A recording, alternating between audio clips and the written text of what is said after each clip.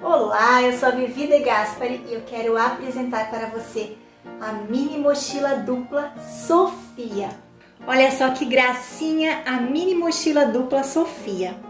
Ela é uma mochila pequena que pode ser usada tanto por adultos como por crianças.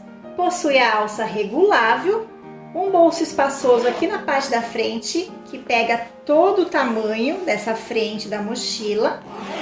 E ela é dupla porque tem duas partes separadas, elas não se comunicam na parte de dentro. Aqui por dentro ela tem um bolsinho duplo suspenso, que cabe cartão, documento, dinheiro e um bolsinho menor com zíper. Nesta aula você vai aprender detalhadamente a confeccionar essa mini mochila com essa técnica de divisória por dentro, porém na parte de fora ela é um único fole.